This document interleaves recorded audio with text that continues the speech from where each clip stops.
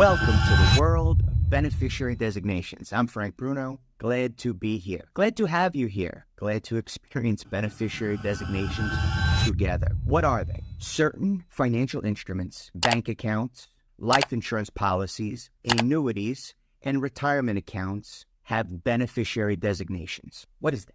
When a person passes away, the asset, the ones I mentioned, go directly to the beneficiary, the person designated. Designated means place their name on it. In the event that I pass away, my bank account goes to my wife. In the event that I pass away, my life insurance policy, I'm going to name person, first name, last name, and they get it. That's a beneficiary designation. Very useful tool in the world of estate planning and planning for the people that you love, friends, family. Doesn't have to be a spouse. I use that as my example. It can be adult children. It can be friends. It can be a niece or a nephew. Anyone means anyone. I can name anyone.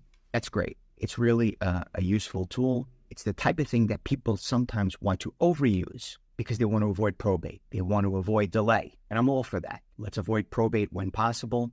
The optimal way to avoid probate is to never die. If you can arrange that, please let me know. I'd like to take part in that experiment. The second way to avoid probate would be through the use of trusts, revocable trusts or irrevocable trusts. And another tactic, plan, effort would be to use beneficiary designations. Wonderful. There is a consideration to be had if you use a beneficiary designation. What is that consideration, you might ask? What is that thought process? If you have 3 children, have 6 children, whatever your number of children are, and you leave a bank account to only one person, what happened to the other 5?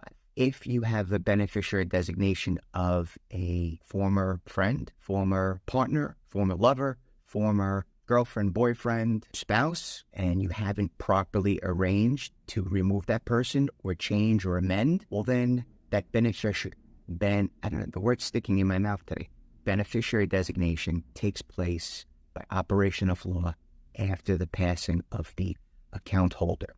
So it could frustrate a will or a trust or another estate plan if you haven't given the proper person. Let's say that you have a boyfriend or girlfriend and you want that person to be the beneficiary, but then the child you may have in common becomes an adult, and you might want to change the designation from boyfriend, girlfriend, partner, significant other to adult child. If you have more than one child, you might want to do something about that. So what is the process? How does your beneficiary access that account? Well, all they have to do is take a death certificate and bring it to the financial institution. I'm sure everyone has experienced, hopefully not too frequently, but I'm sure many people have experienced a loved one's passing, and there's a life insurance policy, and the beneficiary just has to show the death certificate, and they become the recipient of the proceeds of the life insurance policy. And that's how it happens. If you need more information, if you'd like to speak with me, frankbrunolaw.com. That's a website. It has a lot of information, has blog posts, all of the information fit to supply.